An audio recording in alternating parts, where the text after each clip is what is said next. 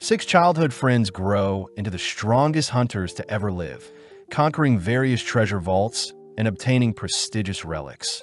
But their leader is the most mysterious of them all, housing the highest level, but it seems he has a secret to the madness. The anime opens with a flashback following six childhood friends all striving to become rich and famous, all agreeing to become heroes together living in the imperial capital of Zabridia. In the present, our MC Cry Andre reveals the importance of treasure hunters as they're placed in a high regard and are tasked with retrieving relics within treasure vaults around the world, all while slaying creatures known as phantoms. Cry is seen visiting the clan First Step, intrigued as they're holding interviews for new members. Plus, clans are unique since they're meant to be a collection of parties. Cry admits that he had failed in the past to get strong, but as Cry lines up to enter the building, he is suddenly greeted by Ruda Runbeck, a level 3 hunter. Runda says Cry seems the most approachable out of everyone in line. But sadly, Cry has no interest in making friends, surprised to hear Runda had been going solo up until now, but needs help conquering the White Wolf's Den treasure vault. Runda says she wants to find a party to conquer said vault, but Greg Zangief, a level 4 hunter, speaks up, mocking Runda for attempting the White Wolf's Den solo at level 3. Greg says Runda will be considered an amateur in the First Step clan, advising her to go home, but this causes Runda to ready her blades preparing to duel Greg. Luckily, while Simon orders everyone to stop, reassuring Cry as he seems to be strangely keeping his face hidden from others.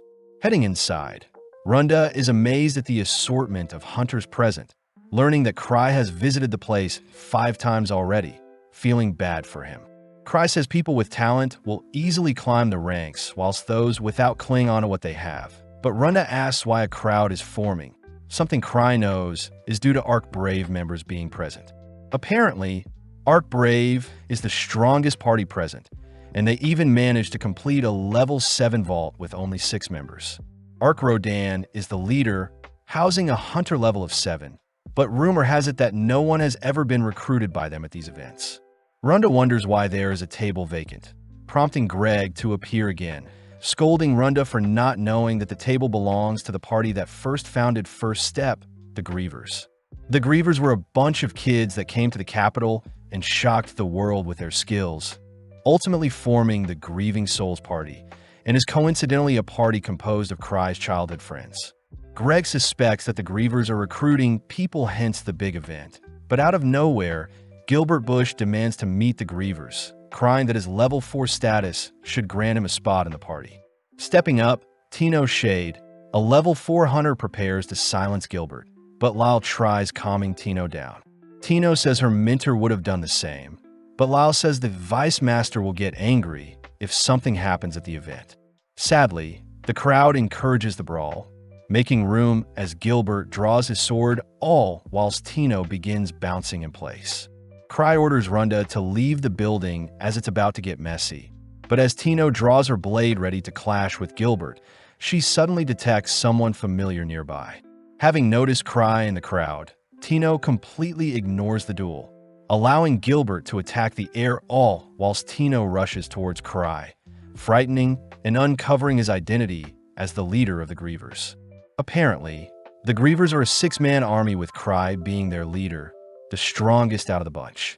Flashing back, we see Cry and his party taking on beginner vaults in record time, but on a particular day, Cry was rescued by one of his childhood friends. Cry found it strange that his 5 party members excelled monstrously compared to himself, so Cry reasoned he should leave as he would only be holding them back. Surprisingly, Cry was offered the position of leader in their group, but Cry had never asked for such a thing, cutting to the present where Greg and Runda are in disbelief that Cry is the clan master of First Step. Ark is seen trying to start a conversation with Cry, but Tino immediately calls out Ark for having ulterior motives, prompting Ark to commend Cry for observing the crowd with a disguise. Cry tries telling everyone that he simply overslept and tried sneaking into the event afterwards, but Ark seems to be giving Cry more credit than he deserves, something Cry had experienced his entire life. Tino continues to be protective of Cry. Something Cry knows is due to Tino being an apprentice of Liz Smart, one of Cry's childhood friends. Ark takes the chance to ask if Cry has any recommendations in mind, and seeing as Cry isn't accepting any members for his party, Ark says he'll take anyone as long as Cry recommends them himself. Cry feels bad seeing Ark's party members glaring at him, but keeping his word, Cry realizes Tino won't join any other party than his, so Cry calls out to Gilbert, declaring that he'll join Ark's party. Cry does add one condition, reminding Gilbert that the most important thing for hunters is to not lose, so Cry will personally gauge Gilbert's power. Cry declares to everyone that he has never lost a fight, uttering under his breath that he has never actually participated in a real fight before, but Cry continues by removing one of his rings, announcing that anyone who retrieves the ring will be recommended to Ark Brave. As Cry flicks the ring into the crowd, Gilbert is the first to catch it, but Tino follows up by monstrously kicking Gilbert aside. Tino is seen looking for the ring, all whilst the crowd of hunters chase after it as well. But to motivate the crowd more, Cry says the ring is a relic and whoever obtains it can keep it. With the crowd distracted, Cry makes his leave, but as we cut to the next day, Cry is seen at the First Steps clan house. Eva Renfi, the vice clan master, reports that the building of the meetup yesterday is in ruin thanks to Cry's appearance. So the Explorers Association wants to speak with Cry. Cry says that since Ark is quite easygoing, they'll have Ark pay for the damages plus Ark can speak with the Explorer Association. Eva feels bad since Cry is pushing all the responsibilities onto Ark, but Cry says branch manager Ark is a scary person. Plus Cry can't go outside seeing as his disguised relic, reversible face, have been broken and he doesn't want to be attacked. Eva questions if Cry gets attacked often, finally convincing Cry to visit Gark.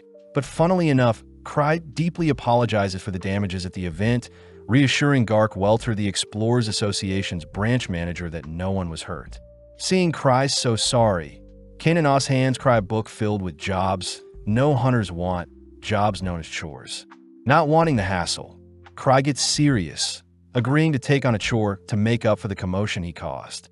Cry searches for a chore he can pass on to Ark, only to stumble onto a level 3 rescue mission. As Cry leaves, Gark is impressed Cry picked out the most dangerous job out of the bunch, cutting over to Cry, who is horrified to hear that Ark is busy at the moment. Tino takes the chance to show off the ring she managed to retrieve at the event, but seeing as it's the perfect opportunity, Cry asks if Tino would join him for a chore. Before Tino can flee, Cry binds Tino with his hounding chain, something that disappoints Tino. Tino cries that she is still only level 4, and seeing as the quest is in the White Wolf's den, Cry calls for Runda, Greg, and Gilbert to assist Tino. Cutting back 6 years, we see a younger Cry and his party visiting the Explorers Association, a place known as the Treasure Hunters headquarters. When Cry got cold feet and tried backing out, Luke Cycle took charge and kicked down the association's doors, demanding to challenge the strongest swordsman they had. Liz Smart also introduced herself as the greatest thief in the world, asking where they could all register as treasure hunters. But Cry began to feel sick at how fast things were moving. When Cry went to register his party, he was asked to assign a name and a crest to his party, and seeing as this is the perfect chance to deter his members from continuing on as heroes, Cry chose Grieving Souls with a skull as their crest. Immediately, the others were against such a name and crest, but upon hearing Cry suggest he step down as leader, the others agreed to accept Cry's decision to prevent him from leaving. In the present, Cry had visited Runda, Greg, and Gilbert, all still speechless to see that Cry is the level 8 hunter with the title of Thousand Tricks. Apparently, hunters that obtain a title are highly regarded, but Gilbert refuses to accept such a wimpy man like Cry to be the capital's strongest. Cry tries calming Gilbert down, asking if the trio would like to accompany Tino on her chore, but Gilbert refuses to listen to Cry, forcing Cry to recruit Greg and Runda only. Cry says Tino is free to take any other from the clan but himself, but before Cry leaves, Gilbert demands to challenge Cry, offering to go if he loses. With Cry getting serious, he says that since Tino is the leader, she'll be the one to make Gilbert submit. With the challengers getting ready, we see Tino showing off her flexibility to Cry, but Gilbert is more fixated on defeating Tino so he can duel Cry. Tino reminds Gilbert that Cry is level 8 compared to a fly like Gilbert, who is level 4, But to make things fair, Tino says she won't be using any of her weapons. Cry says that although Tino and Gilbert are both level 4, Tino should be slightly stronger since she has battle experience. But Gilbert's Purgatorial Sword relic could be an issue. Surprisingly, Gilbert tosses aside his sword to match Tino, but before the duel starts, Tino demands to get ice cream with Cry if she wins. With Cry agreeing, Tino starts the duel by lunging towards Gilbert, missing a strike to his head only to launch him aside with a spinning kick. Sadly, Gilbert refuses to give in, charging at Tino, but she simply replies with a leg lock, demanding that Gilbert apologize to Cry as she tightens her hold on Gilbert. Pissed, Gilbert breaks out of Tino's bind, but is put to sleep shortly after by a decisive strike to the neck. With Tino asking for praise from Cry, Gilbert is seen barely conscious, revealing that at a very young age, he wielded a sword and defeated many adults with his swordplay, even heading to the capital and managing to conquer many treasure vaults at such a young age.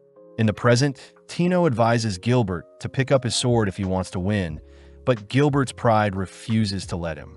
Gilbert admits that he wasn't as strong as he thought, suddenly hearing Cry say he knows Gilbert left his original party since he was too strong for them, shocking Gilbert as he wonders what Cry truly is capable of. Intrigued by Gilbert's blade, Cry nonchalantly heads over to inspect it, but before even grasping the blade, huge amounts of flames engulf Cry, horrifying Gilbert as Cry is able to draw out more power from the Purgatorial blade.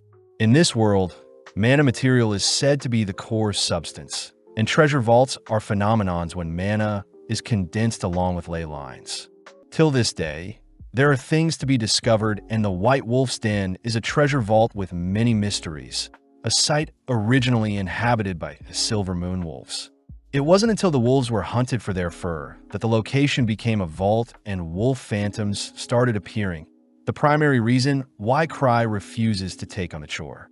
Seeing Eva worried, Cry says Tino's 4-man party can easily take on the job, but Eva is more curious about the spectacle that happened with Gilbert's sword. Cry cryptically says it was a simple trick even Gilbert could have pulled off, but Cry gets distracted admiring his relic rings and Gilbert's relic sword, annoying Eva as she reminds Cry that he can't be buying whatever relics he pleases. Cry reveals that his party members equally split any profit, feeling bad since he gets paid even though he doesn't do any work, but seeing as his relics are dead, Cry heads over to get them charged. Sitting down with some party members, Cry has his gear charged, only to hear reports of wayward phantoms appearing northwards, destroying an entire caravan. Apparently, even level 3 guards couldn't stop the phantom, and now the Knights of the Third Order are dead set on exterminating the threat, especially since it looked like a wolf and was near the White Wolf's Den. The gang suspect the den must have created such a creature, freaking Cry out when he hears that Rudolph Devount, a level 5 party, went missing in the den checking the job again. Cry realizes it was a rescue mission for Rudolph and his 5 other level 5 hunters, but as Cry tells the others that he sent Tino to retrieve the missing party, the duo fear Tino won't make it back. Cry chooses to excuse himself, wondering if Gilbert charged his sword before heading out, but at the same time, we see Tino and her party deep in a forest. Tino reminds the gang that such a mission won't be easy, hence why they were asked to write their wills, but Greg fears that their 4-man party is too random to take on any extraordinary quests. Tino corrects Greg, declaring that Cry is far more calculating than anyone they've met, inspiring the gang to continue forward as they have full faith in Cry's decision to give them the job. At the same time, we see Cry about to puke, blaming himself for sending Tino and the gang on an impossible mission. Seeing as he has to right his wrong, Cry heads over to open a secret passage near a bookshelf, reasoning he should stop the gang and hand over the job to someone else more qualified. At night, we see the gang making good progress through the woods, but suddenly a phantom attacks them.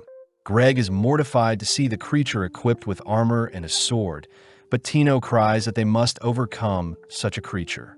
Back with Cry, we see him sifting through his assortments of relics, stashing up on items he may need, but before he can head out, Eva asks what he is doing. Eva is happy to see Cry is worried about Tino and the others, but spots Cry wearing a citry slime, an item that violates Imperial law. Just like that, Cry heads onto his balcony, activating his Night Hiker relic only to rocket towards the gang. Flashing back, we see Cry's newly formed Grieving Souls party reporting on their first week of vault hunting, all amazed that they encountered a level 4 Cyclops in a level 1 vault. Overhearing their conversation, a drunk adventurer accuses the kids of lying, but the man is shocked to see the gang have brought back the monster's head. Working together, Tino and her party manage to slay the phantom before them, but they're confused as to why such a creature appeared near a level 3 vault. Tino asks why Gilbert didn't use any flame magic, but Gilbert admits that his blade is out of mana, making Runda suggest they retreat for now. Tino stands strong, declaring that they'll continue on no matter what, plus they must hurry since the people they need to rescue might still be alive, egging the others to follow after Tino. With the gang making it to the entrance of the vault, they notice multiple wolf monsters decked out in bows and guns, and it seems their larger bodies are forcing them to remain outside and stand guard. Gilbert suggests that he rush head-on into the swarm and get rid of their weapons, but Tino calls Gilbert a fool, declaring that it's her duty to ensure everyone makes it back alive. Tino says herself and Runda will use their speed to draw the monsters towards them, and only then will Greg and Gilbert attack them, rendering their long-ranged weapons useless. At the same time, we see Cry soaring through the air to reach Tino as fast as he can, all whilst the gang begin making their way into the vault, slowly carving through the wolves they face. Tino is impressed by the others' abilities, glad to see they all have a sense of teamwork as Gilbert and Greg are relatively strong and have experience fighting. Runda, on the other hand, understand how she can distract and locate enemies, allowing Tino to deal any finishing blows, a party Tino wholeheartedly believes Cry had designed intentionally. As Gilbert clashes blades with the enemy, he is reminded of the moment he left his team, feeling a little bad since he outgrew them quite quickly. With Gilbert a little distracted, Greg charges the wolf Gilbert is dueling, allowing Gilbert to execute the monster. Moving deeper into the vault, Tino begins inspecting the surroundings, only to report a strong presence nearby that belongs to the boss. Seeing Greg a little panicked, Tino orders Greg to stand his guard and grow from facing strong monsters, something Greg admits he isn't used to, as he tends to flee from jobs when the obstacle in front of him is too great. Greg says he has seen many friends pass during his time as an adventurer, something Tino sympathizes with, but Tino reminds the others that Cry intentionally put them together. When Runda asks why she was selected, Tino gets jealous at Runda's figure, accusing Runda of seducing Cry with her breast, but regardless, the gang ventures deeper. Back with Cry, we see him scouring the forest from the skies, freaking out as he wonders where Tino and her party are. Unable to stop the flight relic, Cry has no choice but to fly into the vault in search of the gang. But as this happens, we see our gang come face to face with a monstrous wolf boss. Immediately, the gang are forced to play defensively, weaving and running away from the boss's strikes. But Tino notices that the boss has no protection around its skull. Stealing their resolve, Gilbert takes charge by blocking the boss's axe, prompting Greg to help distract the creature by slashing at it from behind. With both Runda and Tino running circles around the boss, Greg almost gets caught by the boss's axe, but luckily Runda tackles him to safety. Seeing an opening, Tino scales the boss's massive body, enduring a slash to the leg in order to make it to the boss's neck, only to plunge her blade into the creature's neck. With a lethal blow dealt, the gang watches as the boss disintegrates, all celebrating as Tino patches up her leg wound. Seeing as Greg lost his blade during the boss fight, Tino hands Greg her own blade, but before they can make plans to search for the lost hunters, a sudden projectile is tossed towards Tino's heart, something she barely manages to dodge. Seeing several other wolves emerge from a deeper section of the vault, Tino wonders if there are multiple bosses in the dungeon, wondering what Cry had in mind for them. Unable to fight at the moment, Tino orders everyone to flee into a crack in the cave, but sadly, one of the wolves rush to block them off. Greg and Gilbert say they'll distract the monsters whilst the girls flee, but Tino racks her brain for a solution, suddenly reminded of the ring she got from Cry. Refusing to leave anyone behind, The gang rally together to take down the wolf guarding the crack, first distracting and attacking the wolf from below, only for Runda to toss some projectiles at the wolf's eyes to blind it. Following up, we see Tino reminded of a time when Cry had taught her how to use one of his rings, and now using that knowledge, Tino uses the ring to launch a bright projectile into the wolf's eyes. With the creature blinded, Gilbert tries going in for the finishing blow, but Tino cries for Gilbert to stop, ultimately watching as Gilbert is blown into the nearby walls. Tino blames herself for not being more specific with her commands, all gazing up to see the wolves glaring at them, finally giving in as they have nothing left. Before the wolves can attack, a powerful projectile sends the wolves flying, revealed to be Cry, who has arrived just in time, glad to see everyone is fine. Strangely, the wolves are quite wary of Cry's presence, and when one wolf tries slashing at Cry, a mysterious veil nullifies the attack. Smirking, Cry announces that he has 17 lives, swiftly conjuring several magic balls aimed at one of the wolves. As Cry's projectiles land perfectly onto the wolf, the gang are amazed to bear witness to a level 8's power, but surprisingly the wolf afflicted by Cry's powers is still alive.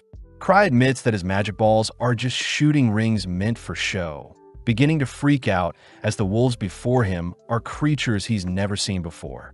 Seeing no other choice, Cry launches his special item around his neck into the air, only to ignite it to create a smoke screen.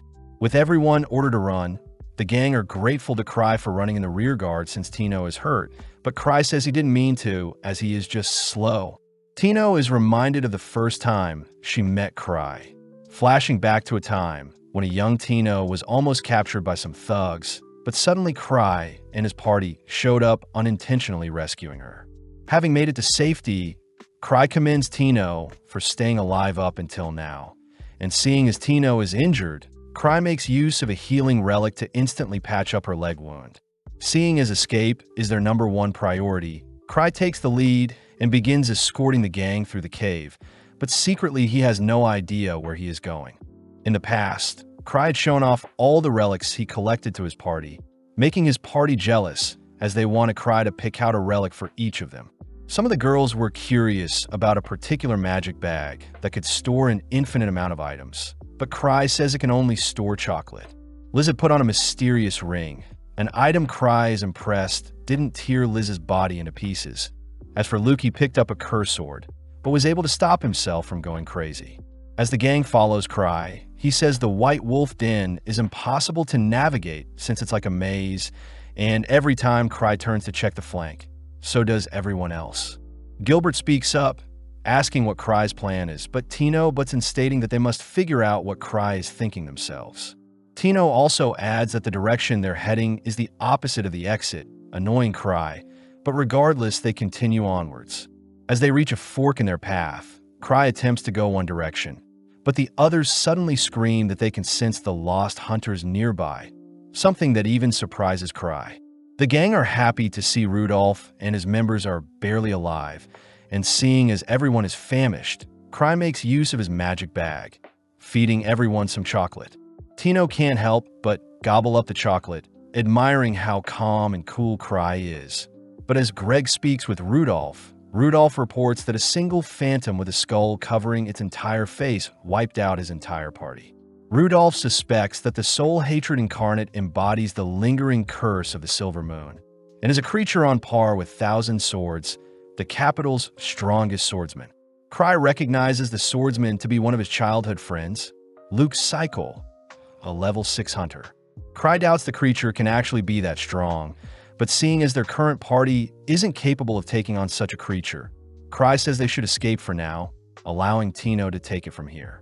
Tino starts by leading the gang back to the boss chamber they fled from, and with everyone agreeing to make it out alive, Cry notes how he only has 5 safety rings left, meaning a 6th strike will be lethal for him.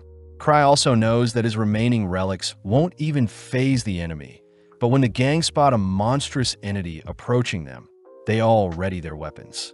Cry realizes he can use his Night Hiker to dive the attacker and sacrifice one of his lives. But when the actual boss appears, its sheer aura sends shivers down everyone's spine. Strangely, a second masked figure appears behind the phantom, instantly kicking it into a nearby wall. Someone Cry recognizes as Liz. Liz first asks if the people with Cry are new members, but Cry reassures Liz they aren't, pleasing Liz as she removes her mask. Liz gets annoyed seeing as the others don't recognize her. Plus, Liz revealed that she had to come get Cry, feeling ashamed as Liz had entrusted that Tino would be able to handle missions on her own, choosing to glare at Tino, who tries hiding behind Cry. When Gilbert tries diffusing the tension, Liz monstrously kicks him into the wall, turning back to face Tino, only to question if Tino was someone she should have taken up as an apprentice in the first place. With Tino unable to do anything but sincerely apologize, Cry is forced to step in, finally able to calm Liz down. With the boss recovering and another wolf appearing, Liz is forced to silence the creatures, ruining her moment with Cry, choosing to equip her mask as the enemies spray her down with bullets. Activating her technique, Liz manages to slow down time, nonchalantly catching and nullifying the gun spray. Liz takes the chance to educate Tino on how to slay armored creatures, uttering that Tino must simply slay them whilst they're in their armor, demonstrating by slashing up the armored wolf with a single kick. Seeing the boss thrust its blade towards her, Liz chooses to catch the blade, demanding to know why Tino found the boss so difficult to defeat, as Liz herself lands a disgusting knee onto the boss. Liz continues by dragging and slamming the boss into the ground, reminding Tino that she is far too weak and that she needs to grow stronger if she even wants to compare to Liz herself. Unable to handle the criticism, Tino begins to cry, something that makes Cry feel bad for her. As Liz finishes off the boss, Cry reveals that Luke and Liz used to spar each other constantly, and is the reason why they're so strong today. Plus, Liz is the fastest thing to exist in this world, moving faster than her shadow, can keep up, hence her title of Stifled Shadow, the level 6 hunter. With Liz now calm, she jumps into Cry's arms, happy to see Cry again. Back at home, Gilbert is seen handing over his blade to Cry, telling Tino and the others that he plans to rejoin his former party and grow stronger alongside them, with the goal of reaching Liz's strength in the future. In the past, Cry had accidentally placed orders for masks without eye holes, but his party had believed Cry had intentionally left out the eye holes to make them stronger. In the present, Liz sleeps soundly all whilst Cry seems to be looking for something, wondering if he should give up on his search. Flashing back 1 year, Citri Smart, a level 2 hunter with the Alchemist class, had entrusted Cry with handling a slime she created. Being the genius of the Grievers, with the title of Prodigy, the slime Citri gifted Cry is capable of destroying the entire capital. In the present, Cry says he had lost the slime, and when he had tried using the slime in the wolf den, it was already missing, so Cry reasons it was always empty to begin with. As Cry tries to forget about this slime, we cut to some hunters exploring the wolf den, having heard from the association that there are anomalies that lie dormant in the den. Unable to sleep all night, Cry drags himself throughout the building, only to run into Eva, who wants Cry to make a report on the wolf's den, seeing as Tino is training with Liz. Cry asks if Eva can check if a possible slime may be wreaking havoc in the capital, but first Cry heads to check out Tino's training. As Cry leaves for the basement floor, Eva admits that Cry has the special foresight to predict the future with his guesses, something even Cry isn't aware of. In front of Tino's training room, Cry runs into Sven Anger, a level 6 hunter and the leader of the Obsidian Cross Party. Sven asks Cry to convince Liz to give them the training room, but Cry apologizes since Liz came home earlier than expected, having gotten bored of disarming traps in Night Palace, a level 8 vault, and simply returned home. Sven cries that Tino will be slain if Cry doesn't intervene, but although Cry is skeptical, he enters the training room only to see Tino completely knocked out. Liz seems to be pissed that Tino is not trying harder, preparing to end Tino with a lethal kick, but Cry suddenly orders Liz to stop. Liz says she is simply drawing out Tino's true strength, annoyed seeing Tino not trying whatsoever. But Cry reasons Liz should give Tino a break, something that ultimately convinces Liz to cease her training. Strangely, Cry's voice awakens Tino, prompting her to get back up, freaking Cry out when he sees Tino has the Griever's mask on. Unable to stop the girls, Cry heads back outside to apologize to Sven since he won't get to use the room. But Sven says he understands Tino's yearn to get stronger. In the meantime, Sven tells Cry about the phantom sightings up north. The same story Cry heard regarding the Knight's Order getting crushed. Cry is annoyed that Ark isn't here to deal with the mess, especially since Ark is a far more qualified leader than himself. But Cry suddenly gets an idea, suggesting that Sven and his Obsidian Cross party should investigate up north. Just like that, Cry manages to pass on a dangerous job to more qualified hunters. But as Cry leaves, Henrik Hefner questions why Cry always remains at base. Sven admits that Cry is strange, but Sven vouches for Cry, uttering that Cry is a monster within, warning Henrik to not underestimate Cry. That night, Gark and Kana discuss the ever-changing White Wolf's den, both unsure what caused the anomaly in the den. When Gark says he'll speak to Cry the next day, Kana says that the Obsidian Cross will be tasked with investigating the den, but Gark wonders if Cry is hiding things from them. Elsewhere, we follow several hooded figures and their leader, Noctis Cochlear, belonging to the Grand Master of Mages who researched the Akashic Tower. The men utter that the experiment they've been working on is able to draw in huge amounts of mana and artificially create a treasure vault, but the men agree to keep things under wraps in fear of Cry discovering their location. They mention that Sophia Black, Noctis' talented underling, will return soon and help with completion of the experiment, but in the meantime the men are tasked with gathering information. Elsewhere, we see a massive slime roaming and destroying the capital. But luckily, it's revealed to be one of Cry's nightmares. Feeling someone in the sheets with him, Cry calls out to Liz, who asks if Cry is free today, and seeing as both Tino and Liz don't have training today, Cry agrees to hang out with Liz for the day. At the entrance of the base, we see Gark greeting the receptionist, only to spot Cry with Liz. Gark reminds Liz that she is meant to report to him when she returns from vaults greater than level 7. But Liz snaps back, accusing Gark of using Cry for himself, something that agitates Gark. When Liz fires off a kick at Gark, Gark easily blocks the strike, holding back his anger as he warns Liz to not piss him off. As both Gark and Liz's auras swell, they both begin to brawl, all whilst Cry and Kana head upstairs for a more mellow chat. Kana tells Cry about the ley lines and strange mana gathering around the wolf's den, but Cry says this isn't the thing that concerns him, as he secretly knows he must track down where he lost Citri's slime. Kana get a little annoyed hearing that Cry will be remaining at the base, but as we cut back to Gark and Liz, we see Liz taunting and mocking Gark for becoming weaker since they last fought. Liz manages to dance circles around Gark, even giving him a chance to surrender, but this finally makes Gark snap as he begins infusing his body with mana. In the distance, Cry utters that Gark used to be a level 7 hunter with the title of War Demon, and luckily before people are harmed in their little bout, Cry calls for the two demons to stop fighting. Although Gark doesn't want to stop, Liz instantly rushes to Cry's side, a speed even Gark wasn't able to follow, ultimately convincing Gark to leave for today. Later that evening, Eva returns, mortified to see the state of their building, all whilst Liz and Cry start their date. Liz takes the chance to mock Gark's pathetic strength earlier, but Cry reminds Liz that she is far stronger than normal individuals. Shocked to hear that Liz didn't even consider the boss she fought in the wolf's den a worthy opponent. Cry wishes for the others to return, soon seeing as he may need to speak to Citri about the missing slime. But seeing Cry so serious, Liz asks what is on his mind. Cry asks what Liz would do if the entirety of Zabridia was wiped out, but Liz cries she would run away with Cry and visit the sea.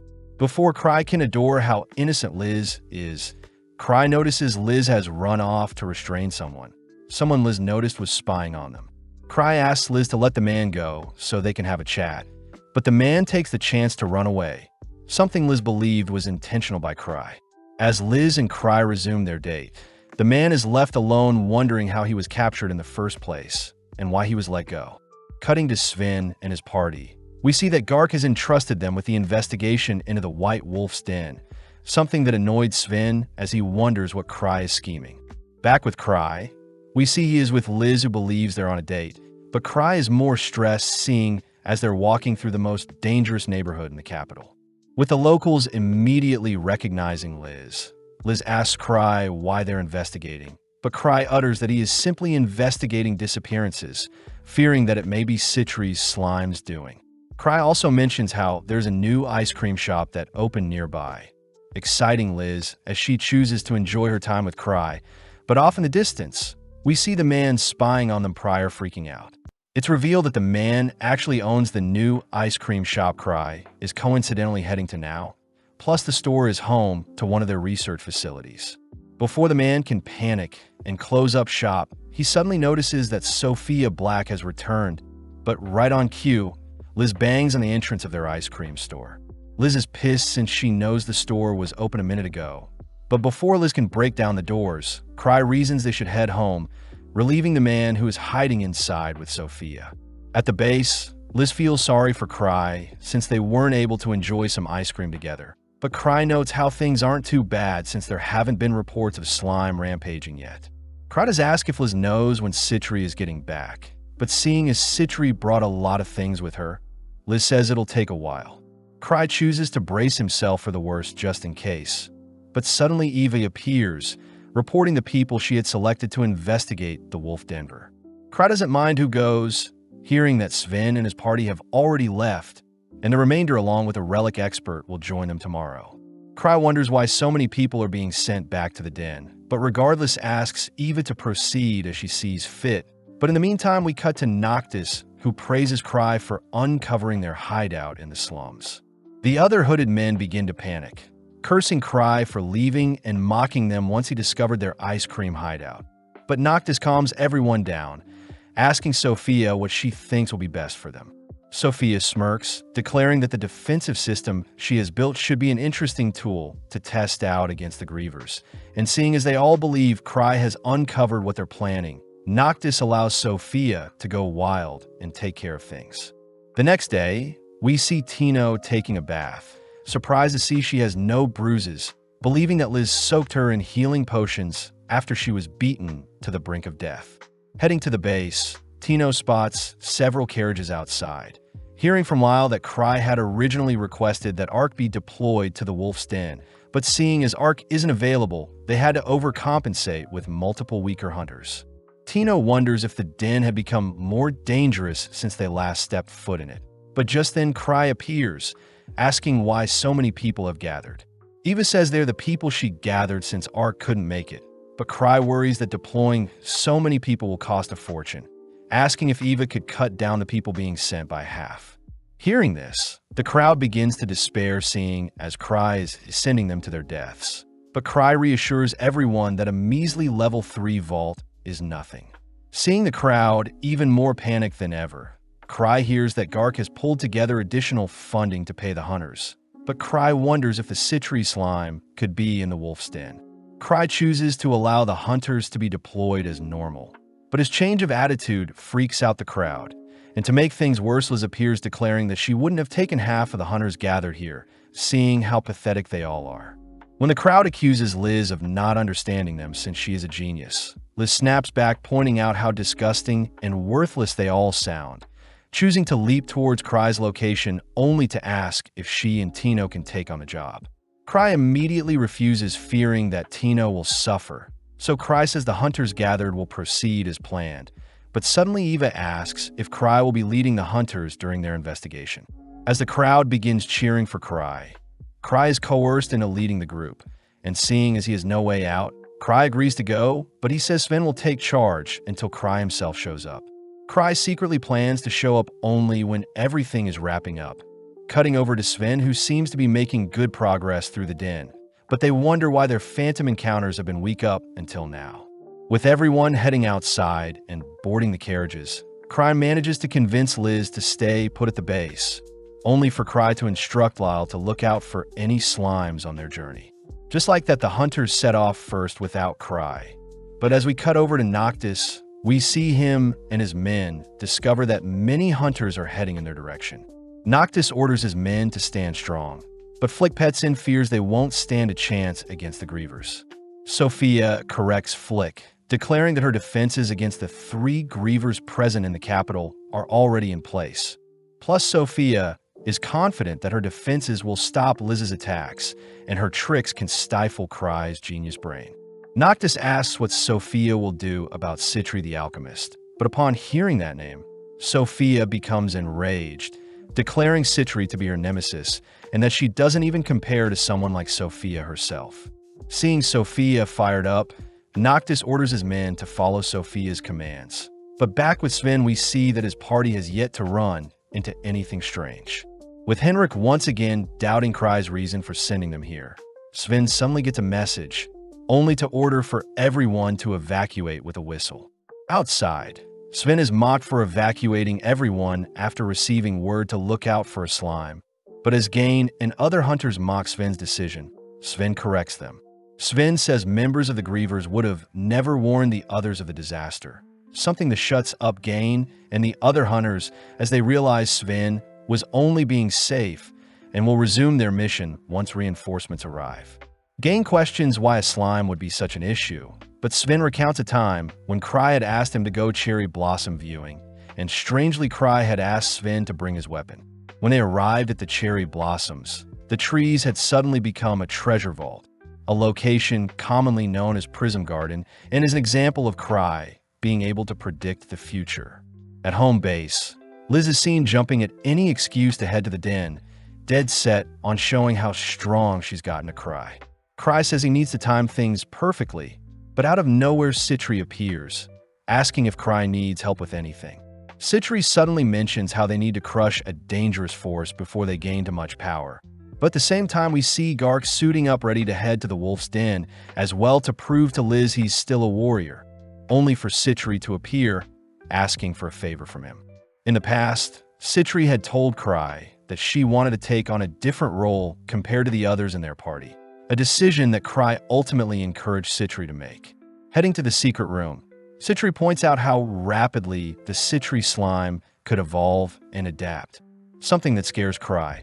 But Citri says she had taught the slime to leave herself and Cry alone. Cry takes the chance to tell Citri that her slime is missing, but this makes Citri immediately investigate how it went missing, suspecting it must have escaped through the drain in the room's bathroom. Citri says she'll deal with the slime, all whilst Cry handles a different issue. But as we cut over to Lal, who greets Sven, Lal passes on Cry's orders to have Sven command the hunters whilst he is gone. Seeing as Liz won't be an issue, Sven rallies together the troops, asking if the hunters are ready to deal with slimes. Immediately, the hunters point out that any weapon at their disposal should deal with such a harmless creature. But this annoys Sven as he wishes Cry was more specific about the threat at hand. Gain takes the chance to mock Sven for stalling their mission once more, but this time the surrounding hunters laugh at Gain for going against Cry's warning. At that moment, Talia Widna, an alchemist that had supposedly been working with Citri on her slime investigations, presents a tube specially designed to slay slimes. Following Noctis, he is seen being fed information regarding the hunters at the Wolf's Den, with numbers totaling just under 100 and only a few have titles. As Sven starts the operation, he chooses to send small parties into the den, ordering them to whistle and communicate if anything happens. But sadly, after a whole day of searching, Sven is baffled to have not encountered anything but phantom wolves in the Denver. With so many injured, Sven wonders if Cry was wrong, all whilst Gain voices how disappointed he is in Sven. Luckily, Sven stays resilient, wanting to see the mission till the very end. But as night falls, we see Gain heading into the woods to take a leak. Whilst Gain is berating how spineless Sven is, he suddenly hears a strange noise nearby, choosing to investigate it before sounding his whistle. In the distance, Gain notices two hooded figures standing before a monstrous wolf, listening in as Hose and Tage discuss plans to further inject the creature with a strange substance. Before the hooded men can act, Gain rushes towards the men, announcing himself as a hunter only to begin beating up the hooded men. Gain chooses to take out Tage first, but whilst he is distracted, Hose manages to inject the creature with the syringe, forcing it to undergo a mutation. In mere moments, the creature's body begins to melt and ooze like a slime. And as the creature roars, we cut back to Sven and the others who hear a whistle out in the woods. Recognizing the whistle, Sven immediately orders all the hunters to ready themselves for whatever is in the forest, all whilst Talia follows the gang. With Sven counting his troops, he hears that Gain was last seen in the forest, but luckily Gain appears to have lost an arm but had managed to escape. Not too soon after, a disgusting ooze-like slime emerges from the forest clearing, prompting Sven to fire an arrow at the creature, but it doesn't faze the creature. As the creature worms its way towards the hunters, they try their best to barrage the creature with various magic spells, all whilst Henrik begins healing Gain. Gain reports that strange men in hoods injected a phantom to create the slime, and seeing as Sven's attacks, nor any physical or magical spells are working on the monster, Sven orders for the hunters to evade and box in the slime. Seeing the creature devouring several hunters, Sven asks Talia to hand over the slime slaying vial, only to begin leading the slime away from the others. Seeing the slime bounce after him, Sven uses the opening to sneak the vial onto the creature's landing point, only to watch the vial blow up within the slime. Sadly, such a small explosion doesn't faze the creature as it tanks the explosion only to continue its march towards the hunters. With Sven out of ideas, he racks his brain for a solution, only to be surprised to see that Citri has arrived, uttering that the slime before them nullifies magic. Citri says that Cry had allowed her to take charge of the mission, revealing that the slime before them is encased in a force field that negates all attacks. And seeing as the creature is melting, Citri suspects it's trying to replenish its mana, hence why it targets beings with the most absorbed mana like herself. Citri feels sorry for the Phantom as it had to take part in a failed experiment, and seeing as she should put the creature out of its misery, Citri tosses a piece of anti-metal at the creature, ordering Sven to shoot the metal. In an instant, the metal explodes, wiping out a chunk of the slime, but this is enough to slay the slime for good.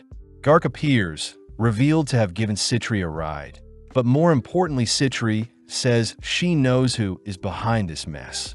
Following Noctis, he is mortified to learn that Citri was able to take down their transmogrified monster, but at the same time Citri tells the others that the Akashic Tower is behind this incident. The hunters are immediately skeptical seeing as Noctis is meant to have been banished from the kingdom, but Citri says she had been hunting down Noctis for a long time, plus the anomalies in the Wolf's Den reinforce her suspicions. At that moment, Talia points out that the enemy must have a base below the den, something Citri agrees with. Citri says they should first interrogate the men Gain attacked, apologizing in advance since she used up all the anti-mana metal she had, but she will still do her best to fill in for Cry.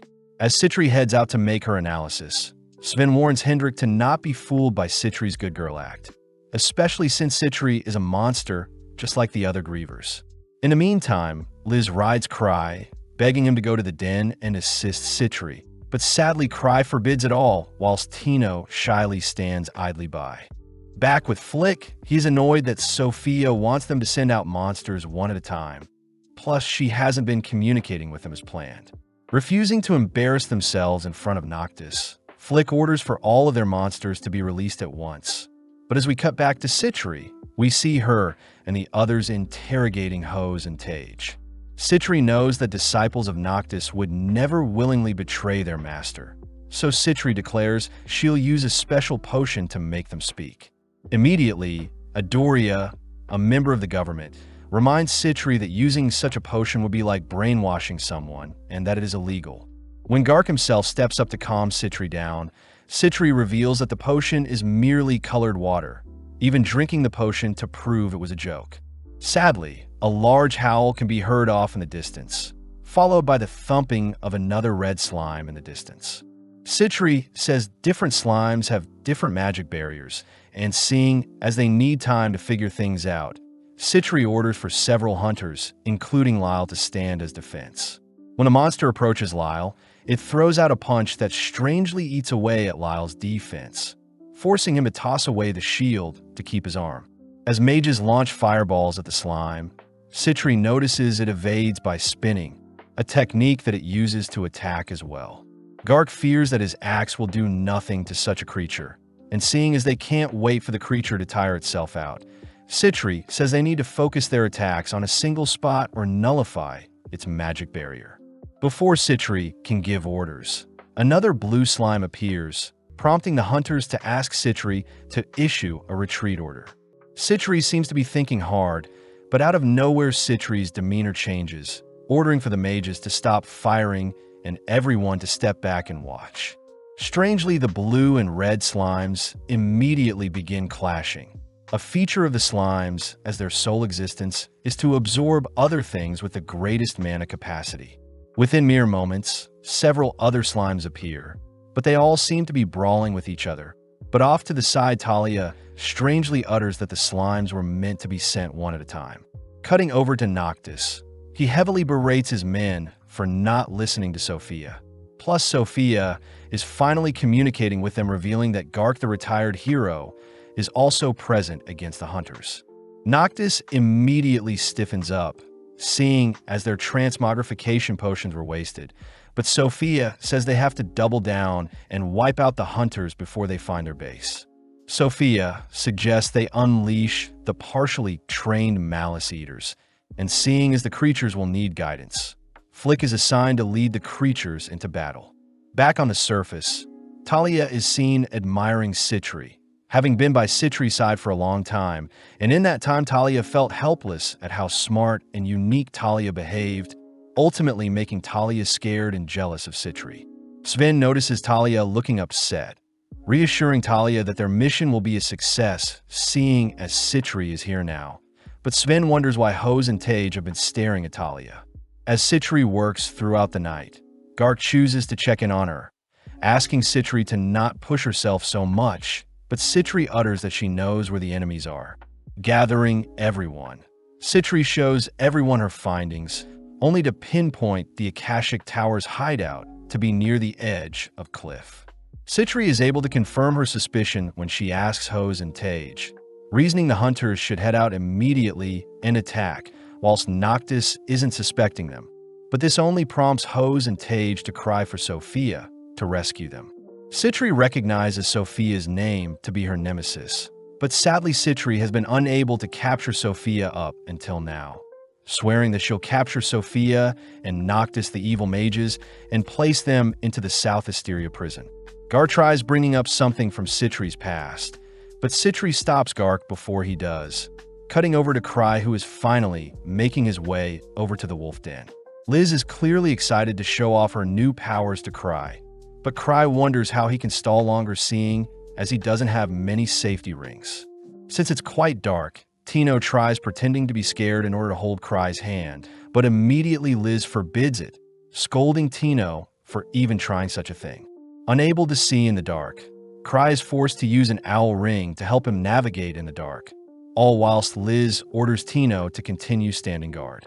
With Sven, Citri, and several others patrolling the area, Gain apologizes to everyone, seeing as Cry was right all along, something Citri doesn't fault Gain for doing, as Cry is a unique specimen. Citri says Cry may appear as weak as a bunny, but he exhibits the power of a level 10. Sven takes the chance to ask why Citri didn't bring her magic creature kill him with her. But at that moment, a destructive bolt of lightning erupts from the skies, aimed directly at Citri.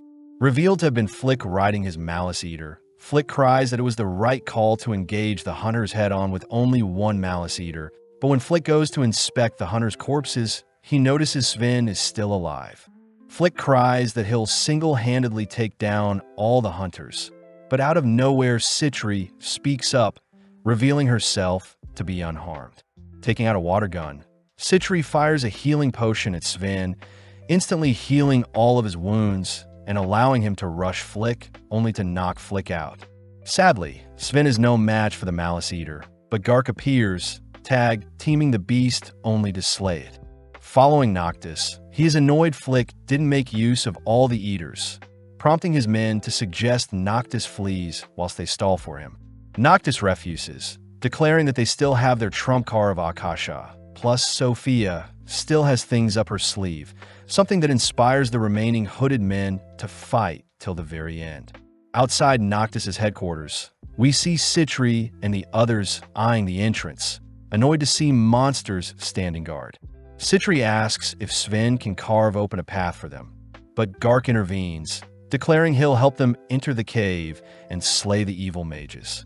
At the same time, we see Cry and the girls have made it to the location where Citri was attacked by Flick's lightning spell, freaking Tino out as such a spell cleared out a fraction of the forest. As Gark charges the creatures guarding the entrance, Sven and several mages assist his entry, all whilst Noctis unveils his trump card. Having sent the embodiment of Akasha itself to face off against Gark and the hunters, we see our hunters slowly losing the fight as other hooded men ride Malice Eaters into battle. But during the battle, we see Flick cutting his way out of his binds.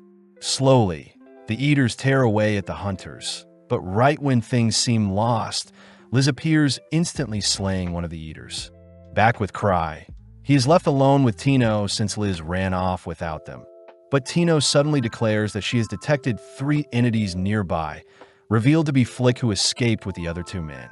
Cry mistakes the entities to be simple forest monsters, ordering Tino to leave them alone and proceed with their travels. And seeing as his owl ring wore off, Cry asks Tino to lead the way. With Liz now assisting the hunters, she is easily able to help turn the tides, teasing Citri for losing before she showed up, but Citri can only curse at her big sister for making fun of her.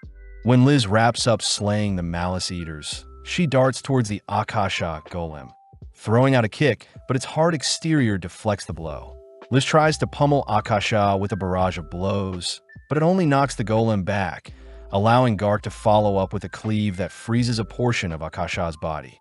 Strangely, the ice suddenly disappears, all whilst Akasha reacts to block one of Sven's arrows. But when Gark tries slashing at the golem once more, Akasha suddenly vanishes.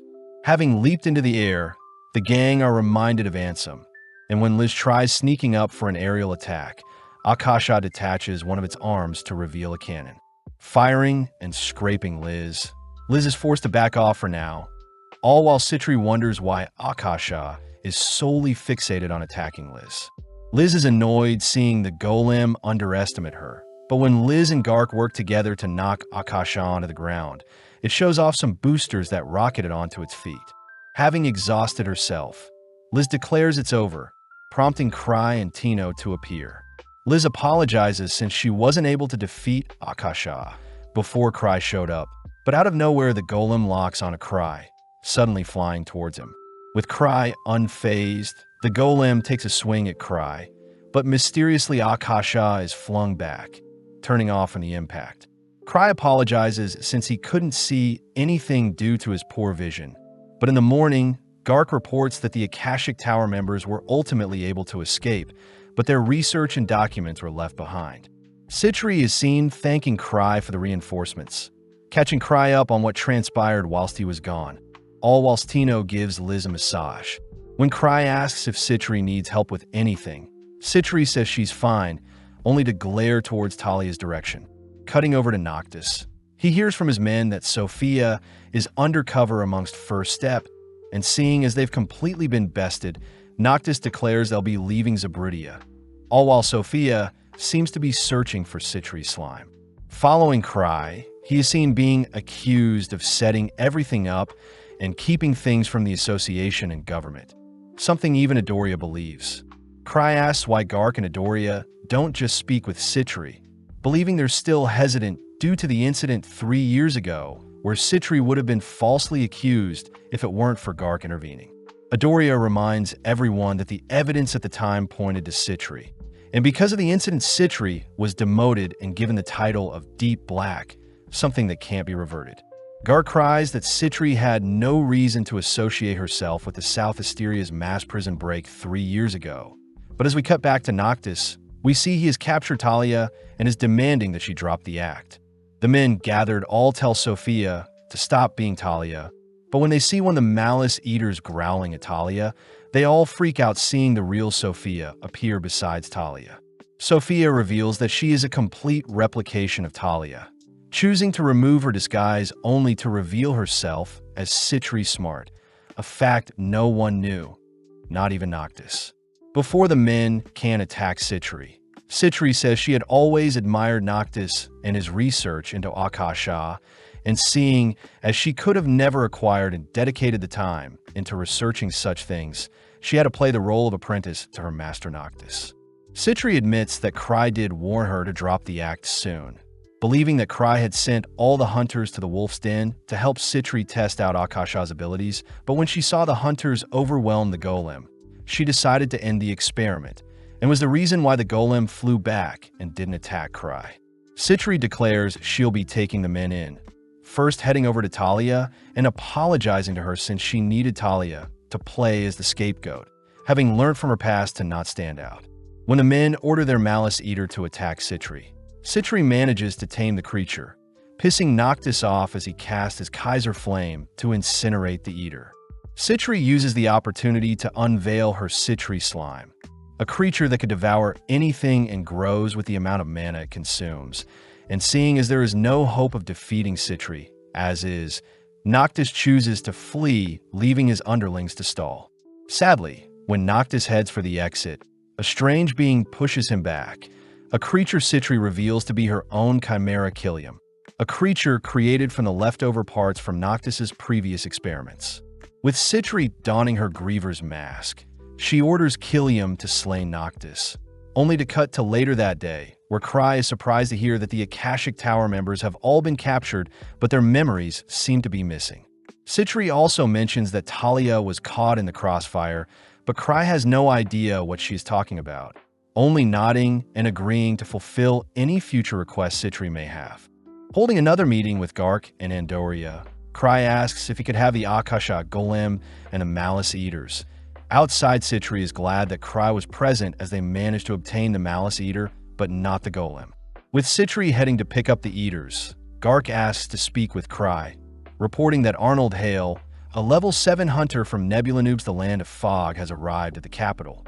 Cry says he doesn't really care who Arnold is, but Gark reminds Cry that Arnold had taken down a lightning dragon in the past, but Cry mentions he also took down a dragon as well. Gark gleefully laughs, apologizing for not knowing only to pat Cry on the back, accidentally destroying one of Cry's safety rings, all whilst asking Cry to not start trouble with Arnold. As Gark leaves, Cry notices a familiar-looking poster, surprised that the annual Zaberdian auction is occurring soon, and is an auction that shows off many rare relics. Cry panics, seeing as he has no funds, plus he can't keep borrowing money from Citri. But at that moment, Chloe Welter calls out to Cry, someone Cry remembers works as a receptionist and is Gark's niece. Chloe asks why her uncle has been so happy lately, but Cry doesn't know, suspecting it may have something to do with Arnold from the Falling Fog. As Citri appears, Cry heads out with Citri, passing through the yard only to be brushed by some interesting people. As we follow Chloe, she greets Arnold and his party, only for us to cut back to Cry, who sees Chloe has tamed the Malice Eater given to her. Given the name Drink, Citri says their pet won't harm Cry or herself. But when Drink leaps into Cry's arms, it begins picking away at the safety rings Cry has, forcing Citri to pull Drink away before it does too much damage.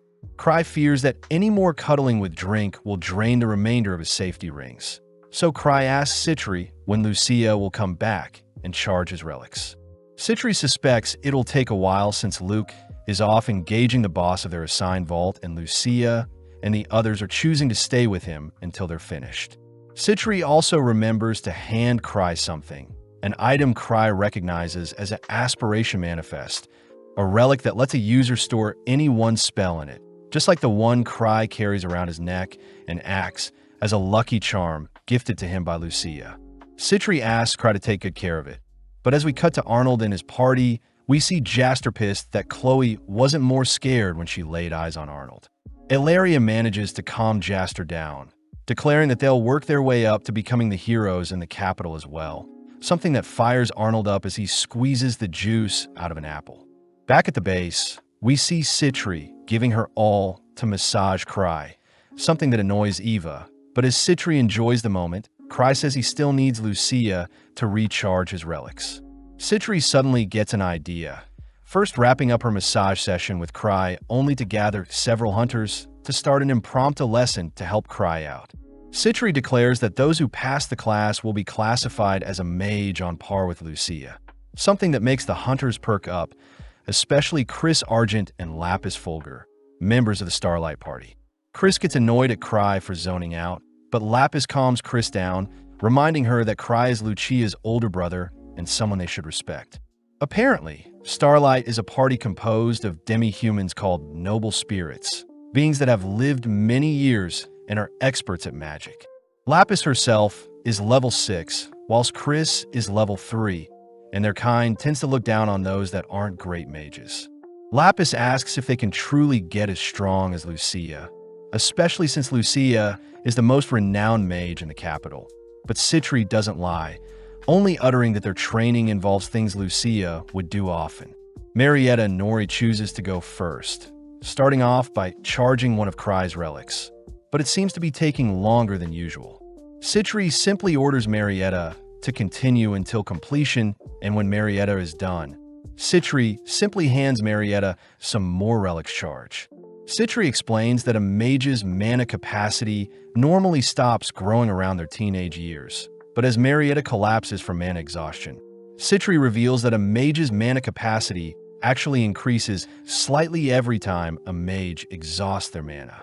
Chris says it takes a decent amount of time for someone to recover from mana exhaustion, but Citri takes out a unique liquid, dripping it into Marietta's mouth only for Marietta to strangely jump up.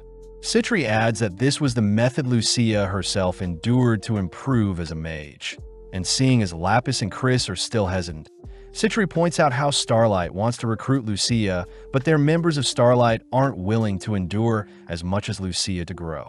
With Chris and Lapis refusing to be humiliated, they demand to start their training immediately, prompting Killiam to unveil a hoard of relics for them to charge. Seeing Lapis and Chris training, the other mages begin charging the relics as well. But as we cut to later that night, we see Ark being offered a deal by a man, but Ark apologizes since he wants to stay by Cry's side. The man is amazed someone could be as powerful as Ark himself, someone who hails from the House of Rodan, but the man asks if Ark has met Earl Gladys yet. With Ark informing the man he hasn't, Ark suddenly turns to greet Lady Eclair Gladys.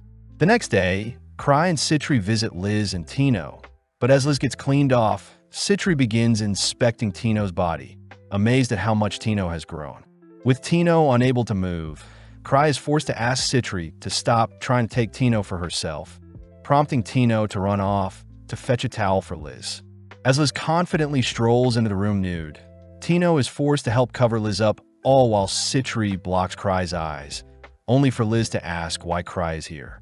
Cry says he wants to celebrate Liz and Citri's safe return, but before Liz can embrace Cry, Citri tackles Liz to keep her away from Cry.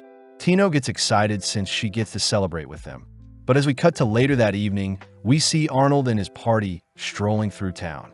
Arnold demands they get some drinks, but at the same time we see Cry and the gang out celebrating, only for a drunken Liz to accuse Citri of spiking her drink. Citri simply feigns ignorance, even ignoring Liz when she accuses Citri of being the mastermind behind the revival of Akasha. But whilst Liz is distracted, Citri continues to spike Liz's drink. Having not seen anything, Cry accidentally passes Citri one of her spiked drinks, forcing her to drink. Instantly, Citri gets really drunk, accusing Cry of taking advantage of her since he hasn't paid back the 10 figures she lent him. But when Citri demands Cry pay her back with his body, Liz tackles Citri to the ground. Before the girls' fight gets too messy, a loud commotion can be heard in a different part of the room, caused by Arnold and his gang, who order everyone in the room to bow down to Arnold, the level 7 hunter. Immediately, Liz and Citri get intrigued at Arnold's presence, and when Arnold demands some booze and women, Liz volunteers, slowly approaching Arnold with some booze in hand. Arnold says he isn't interested in a child, but Liz takes the chance to dump the booze over Arnold's head, only to smash the container on Arnold. With Liz also knocking out Arnold's gang, she manages to pin Arnold down with her feet, wondering if Arnold truly is a level 7. But before things can escalate further, Cry pulls Liz away, asking her to calm down. Flashing back 3 years, we see a younger Chloe taking the first step entrance exam, but Luke was far too strong for her. In the present, Chloe monitors other hunters as a receptionist for the Explorers Association. only for us to catch up with Cry, who feels bad, seeing as they should smooth things over with Arnold and his party. Eva suggests they get Gark to clear things up, but thinking of the lightning dragon Arnold slayed, Cry begins to crave dragon meat. Following Arnold and his party, they swear they'll make Liz pay, choosing to head to the association, but Chloe is surprised they aren't here to make a complaint. Arnold simply asks to know more about Liz, but Gark appears, gladly telling them about Liz and her behaviors. But Gark does spark the gang's interest when they hear Cry the level 8 hunter was in front of them. Gark says Cry won't attack them if they don't act up, and before Gark leaves, he relays Arnold a message from Cry regarding his hunger for Thunder Dragon meat. But this only pisses Arnold off more as he changes his target to Cry. Cutting to Cry. He shocks Eva when she hears Cry owes Citri over $10 billion. But Cry says Citri was reasonable enough to give him options to repay his debt. Citri says the first option would be for Cry to go to jail since he technically stole money from her. The second option is for Cry to marry Citri, that way their assets become unified, so technically he doesn't owe her anything. Cry wonders if he should just marry Citri. But Eva says Cry should be able to pay Citri back if he saves up money. But as Eva leaves, Cry thinks about what he should buy in the upcoming auction. With Arnold and his gang asking around, they're weirded out by the rumors of Cry seeing the future and never participating in treasure vault raids. But Arnold wonders if Cry is more of a tactician and had to rely on his teammates to reach level 8. Arnold declares he'll squash Cry to prove to everyone he is the strongest. But as we catch up with Cry, he is seen admiring the beautiful sky from his balcony. Out of nowhere, Tino appears, having since Cry needed something from her, and seeing as it's the perfect opportunity, Cry asks to borrow some money from Tino. Tino mentions how she still needs money to live, but Cry jokingly says he won't ask too much from her. Plus, Cry's 10 billion debt can be wiped out if he just marries Citri. Hearing this, Tino despairs, fearing that Citri will have Cry all to herself. But needing a change of scenery, Cry and Tino head out for a walk. Tino asks Cry why he doesn't just search for relics in treasure vaults and sell them for money. But Cry can't tell Tino that he is a fraud, but at the same time we see Arnold and his gang scheming ways to attack Cry. Funnily enough, Cry runs into Arnold's party, prompting the boys to ready their weapons as they prepare to attack Cry. But Tino reminds the boys that Cry is a god. Cry offers to apologize on his knees to prevent a beating, but Tino continues to defend Cry, declaring that scum aren't worthy of Cry's time. Seeing as Arnold and his men aren't backing down, Cry reasons they should take things onto the street. But as a large crowd forms, Cry looks around to see if any of his clan members can back him up. Having waited long enough, Arnold calls Cry out to be a spineless man who relied on others to get to where he is today, but although Cry doesn't deny such a deduction, Tino steps up to defend Cry's honor. The men declare that they only want Cry, but Tino says she'll be fighting in Cry's place, something Cry doesn't object to. Although the men don't want to hurt Tino, Tino charges towards Arnold, firing off several punches and kicks that don't faze Arnold whatsoever. As Cry scans the surrounding area, he remembers to cheer Tino on, but getting more infuriated by how cowardice Cry is, Arnold chooses to slam Tino's head into the ground, calling out Cry for being a fraud. Seeing Tino completely helpless, Cry finally steps up, declaring he'll need to subdue Arnold and his men only to activate the spell hidden in the relic around his neck. As we flash back, we see that Cry had asked Lucia to create a spell that would help him detain any enemy he desires, something Lucia ultimately made happen. In the present, Arnold and his men are seen unable to move, having been trapped by some gravity magic. But seeing as Tino was caught in the crossfire, Cry quickly helps her up.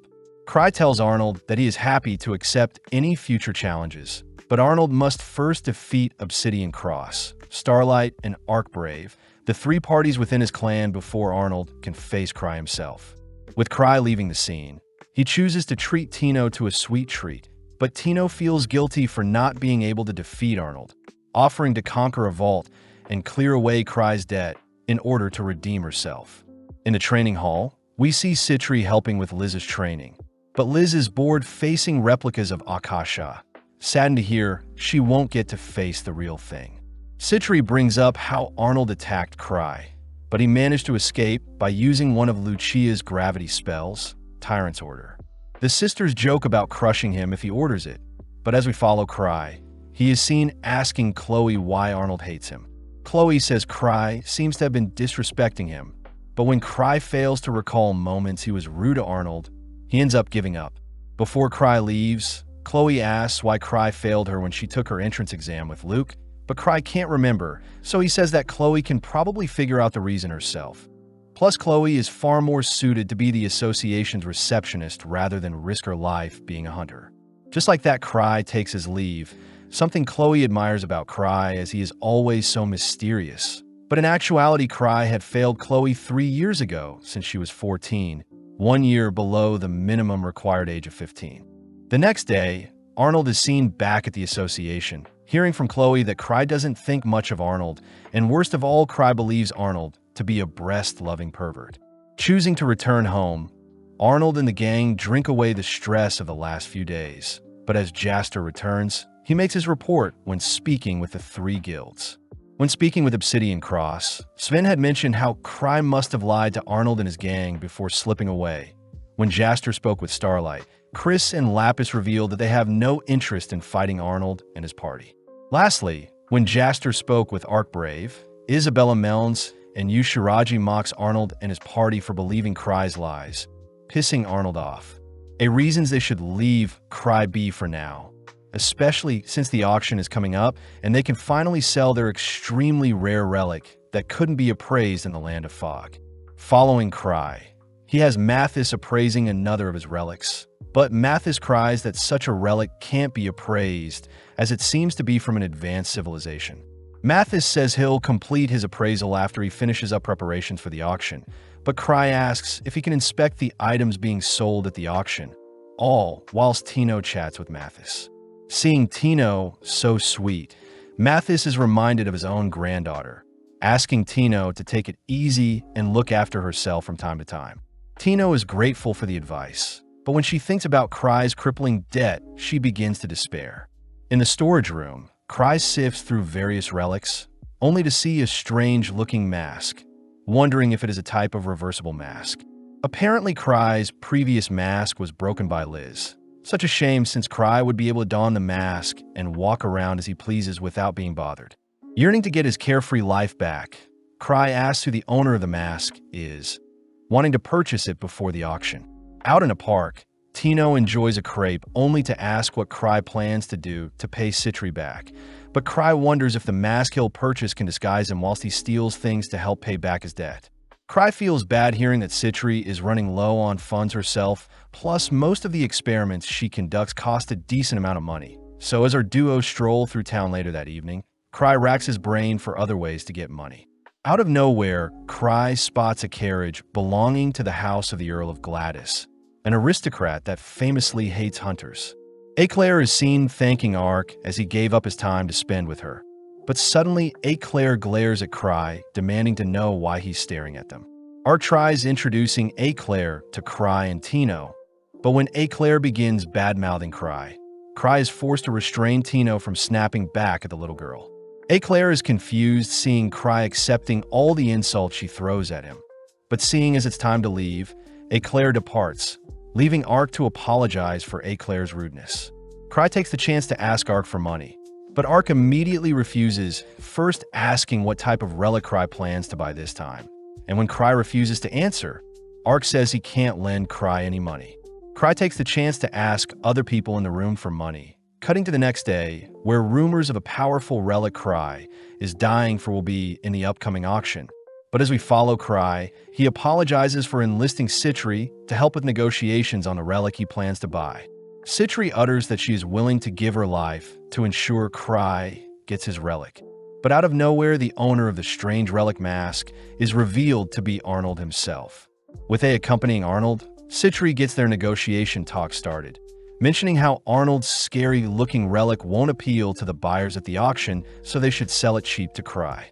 Arnold says that's not fair since the relic could exhibit a rare skill, but Cry mentions how the relic could also be very dangerous, so Cry himself will dispose of it for them. Arnold doesn't buy anything Cry says at first, but upon realizing who he is dealing with, Arnold suspects Cry is playing mind games with him and intentionally wants Arnold to keep the mask. Smirking, Arnold says he'll sell the mask for 10 million gold, only to proudly declare his victory over Cry. Cry is confused at the low price, but before Citri can help Cry pay for the mask, several hunters offer up a higher price for the mask, ultimately ending with Eclair offering an absurd amount for the mask. Back at home base, Cry is depressed since he didn't get the mask after all, and after that stir of people offering up millions for the mask, it seems it'll be auctioned up at the event after all. Mathis had appraised the mask to be quite dangerous, and thanks to the rumors of Cry searching for an all-powerful relic spread, Cry won't get his mask, plus he needs to continue saving to pay Citri back. At that moment, Citri appears, revealing that she had actually been saving some money for the day Cry and her get married, unveiling a total of 800 million gold. Seeing Citri so infatuated by Cry, Eva reminds Citri that she can't keep enabling Cry's obsession with relics, but as the girls argue, Cry heads onto the balcony to get some fresh air. After some time passes, Citri says they should visit Eclair and see why she wants to buy the mask as well, cutting over to Eclair, who demands to know why Cry is visiting her. Cry mentions how they're here to chat, but Eclair begins to accuse Cry of using unfair tactics to reach level 8. Refusing to believe a nobody like Cry is stronger than Ark. Eclair reveals that she plans to purchase and give Ark the all-powerful relic mask, so he can overthrow Cry. But Cry corrects Eclair, stating that Ark would never want someone else's help to defeat his foe. Citri also speaks up, declaring that they'll willingly put up 200 million against Eclair's bid of 100 million. But Citri says they'll give up if Eclair continues to bid more. At a crossroads, Eclair reports this news to her father Van Gladys, only for Van to ask Montour how much they can pay for the mask. Montour says their family can pull together 1 billion gold in total plus some extra if they need to. And seeing as the House of Gladys refuses to lose, Van instructs Eclair to win the bid no matter what. On the day of the auction, Citri reports that they have a budget of 950 million gold, something Cry appreciates Citri for pulling together. Before Citri can embrace Cry, Liz appears to pull Cry away, even mentioning that she can help steal the mask if they happen to lose. Arriving at the auction hall, Cry spots Tino hanging out with Runda, Greg, and Gilbert, all teasing Cry for stirring up so much trouble. Cry feels bad for not inviting Tino to come with him, so he gives Tino the role of being his agent, exciting Tino as she gets to raise the paddle to place a bid. With Tino promising Liz they'll win, Cry takes note of Eclair, who has arrived looking more confident than ever. But as the bidding begins, we cut to entry 14, where a massive mirror shield is sold for 15 million gold. In a stand, Liz is completely bored, something Cry apologizes for since the mask will be put up for bidding towards the end. Cry is forced to watch as various relics are wheeled onto the stage. But every time, Cry holds himself back from bidding, signaling to Tino to not place a bid just yet. Cry suddenly spots Tino checking on his behavior, forcing Cry to squirm as he wonders if he should buy multiple cheaper relics over an expensive one. Plus, Cry says he has an ace up his sleeve. With more and more relics being sold to other buyers, Cry prepares to give the signal to Tino to purchase the upcoming relic, but Cry stops himself, reasoning that it would be a betrayal of trust to Citri. Sadly, Cry's cravings have overcome him as he announces he'll splurge now and suffer the consequences afterwards. But surprisingly, entry number 44 is revealed to be the golem Akasha. Citri is in complete disbelief, but as the bidding starts, the price immediately starts to skyrocket. Cry immediately notices Citri acting strange, and when Cry offers to bid for the golem, Citri says they can't since Cry's mask is more important. Cry knows that the golem took tons of time and effort on Citri's part to make, and seeing as this is the perfect time to splurge, Cry gives the signal for Tino to enter the bid. Within a few seconds, the value of the golem rises to 500 million, something that scares Citri as she fears they won't have enough for Cry's mask. Cry reassures Citri that this means more to her than his mask, proceeding by having Tino place a bid for 950 million, but sadly another bidder puts up 990 million, an amount over their budget. As the bid wraps up, we see the golem was sold for 1,060 million gold, but more surprisingly, Cry was the one who placed the bid. Citri says they won't have enough to pay, but Cry reveals a check that will help cover the total amount, something Citri is grateful for. Cry reveals that he stole half of Lucia's savings to come up with that check, but out of nowhere, Greg was revealed to have placed the bids for Tino. Outside, the gang learned that their billion-dollar bid broke a record, and since Tino didn't know how to bid, Greg offered to bid in her place. A perfect scenario for Cry. Cry says Greg surely won't hound money from him nor Citri, so Cry takes the chance to leave. In the auction hall, we see things heating up as Claire prepares to bid her heart out for the mask. But outside, Cry realizes his mistake as he still needs to get the mask somehow. Luckily, earlier in the day, Cry had visited Ark, instructing him to get the mask relic from Claire, as it's quite dangerous. Although Ark's party is skeptical at Cry's warning, Ark asks what he'll need to deal with the relic, but Cry says Ark won't need any weapons and he'll need to hurry since Cry will be sad if Ark fails. Having returned to home base, Cry says he plans on having Ark retrieve the mask for him, where he'll be able to purchase it off Ark for a discounted price.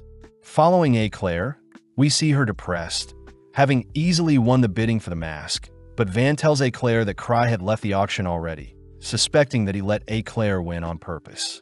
In her room, Claire begins to cry, blaming herself for losing to Cry, plus she can't give such a hideous mask to Arkansas. When Claire cries to be stronger, a voice from the mask can suddenly be heard, beckoning Claire to put it on. When Claire refuses, the mask begins listing things it can give to Claire to make her stronger, forcibly diving towards Claire. Downstairs, we see Ark has arrived, hearing from Van that Claire had shut herself in her room, embarrassed by what happened at the auction house. Before Ark can wonder what Cry was thinking of sending him here, a sudden noise upstairs forces Ark and his party to rush to Claire's location, but out of nowhere they spot Claire beating up her knights, revealed to have equipped the mask. Claire is seen screaming that she has become stronger, but unable to bear Claire's torment. Ark chooses to approach Claire only to call out her name. Snapping out of her frenzy, Claire says she wanted to give Ark the mask she bought for him, but before she can remove it, she becomes enraged seeing as Ark is carrying around a sword. Leaping back, Ark realizes Cry was right about not needing to bring any weapons, and seeing as they'll need to subdue Claire, Ark orders for his party to assist him. With Claire equipping a sword of her own, she screams that she isn't weak only to clash blades with Ark.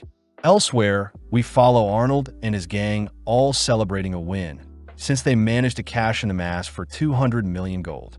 When they return to their home, they notice Liz and Citri waiting for them, demanding that Arnold fork over some of the cash, as it was thanks to Cry that they made so much.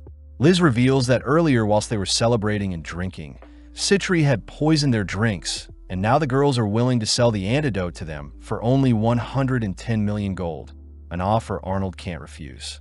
With Ark returning to report to Cry, he is surprised to see Cry has thrown a party to apologize to Ark, but Ark mistakes the apology for Cry, giving him so little information on the mask. When Ark hands Cry the mask, Cry hurriedly places it on, but before Claire herself can thank Cry for sending Ark to save her, the cursed mask latches onto Cry's face. Funnily enough, the mask evaluates Cry's stats to be too low for it, immediately disengaging and falling off Cry's face. The series ends with the gang all gathering for a celebration, seeing as Cry had finally obtained the mask he wanted, and with Luke, Ansem, and Lucia still stuck on conquering the Night Palace. We cut to several days later, where Eva asks Cry to give his report on the 7th member of the Grievers, Eliza Beck, a level 6 hunter with the role of a thief from the Desert Nobles. Flashing back, we see a younger Tino dressing up only to head into town to run some errands. But her aunt warns the 11-year-old Tino to head home immediately after her shopping and not wander around too much. Heeding her advice, Tino heads to a bakery to pick up some bread, only to be warned by the owners that some red bandits have been kidnapping people recently, and that she should stay on the main roads and avoid back alleys at all costs. With Tino wrapping up her shopping, she realizes she had missed an ingredient, but before she can head back to the shop, she bumps into a crook. Frightened by the man's scary demeanor, Tino tries to flee, but a second man blocks her escape. Immediately, the men demand Tino cough up some cash before the knight's order arrives. But Tino refuses as she flees the scene. Sadly, the men are simply toying with Tino as they let her tire herself out only to confront her once more. Despairing, Tino is asked to drink a strange potion. But suddenly, Cry's voice can be heard, something that frightens the men. To make things worse, the remainder of the grievers make themselves known. But this only pisses off the men who recognize the kids as the newcomers in town. When one of the men try to attack, Luke and Liz blow them back, and seeing as they're outnumbered, the men agree to flee, allowing Cry to introduce himself to Tino, a pivotal moment that changed Tino's life forever. In the present, Tino is seen recounting her past to Eva and Cry. But funnily enough, Cry didn't mean to save Tino that day, as he was simply lost and bumped into her. After the grievers had rescued Tino, they had promised to retrieve Tino's lost pin, and not too long after, Cry and his party had introduced themselves to Gark.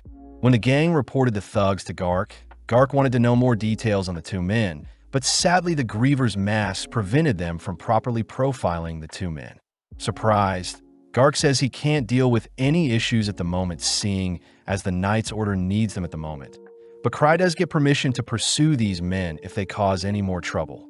As Cry and the others leave, Gark is impressed. Cry knew the men were hunters, but creepily the number of hunters kidnapping kids have increased over the years. Cutting over to the two men, they're seen pissed off that their prey had fled, and it seems the organization they work for will dispose of them if they don't hit their quota. Coming up with an idea, the men declare that they'll recruit the grievers to help with their evil deeds, and within a few days the men had offered Cry a position in their organization.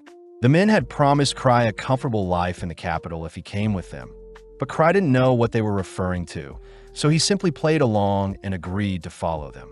With the men guiding our gang, they eventually reach a heavily guarded steel door, and upon passing through, Cry is asked to have a seat whilst waiting for the boss to appear. In the meantime, Cry is informed that the two men were the people who tried kidnapping Tino, exciting the gang as they can abolish the evil residing in the capital now that they're in the organization's hideout. Out of nowhere, a fancy-looking man introduces himself as the boss, and getting down to business, the boss asks the grievers to work solely for their organization. Seeing the boss and his underlings' despicable faces, Cry asks if he could have time to think things over, but the boss asks the gang to check out their merchandise. Brought deeper into their hideout, the gang are suddenly surrounded by a swarm of hunters, and to make things worse, the boss shows off several locked-up kids they've kidnapped, announcing that they'll grow their criminal empire to surpass the Snake and Fox organizations, words that make Cry quiver. With the boss demanding Cry join them, Cry hesitates, but the boss's henchman immediately fires off a warning shot that knocks down Luke. Disgusted, Cry refuses the offer, a signal that leads Luke to spring back up and slice off the boss and his henchman's arms before they can react. It's revealed that Luke's mask had protected the bullet from piercing his head, and with everyone now agitated, we see the grievers begin their brawl with the hunters. Whilst Cry and Ansem help to free the kids, we see the others decimating the evil doers, and coincidentally Cry stumbles on Tino's pin. After a few days, the entire capital learns of the grievers wiping out the criminal organization, and apparently even Gark and the Knight's Order couldn't hunt down the organization, something that has caused Gark to summon the gang for a word.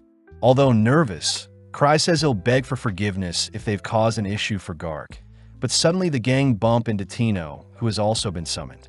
Seeing as it's the perfect time, Cry hands Tino her pin, a sentiment that makes Tino cry as she had asked for a photo to commemorate their heroic deed.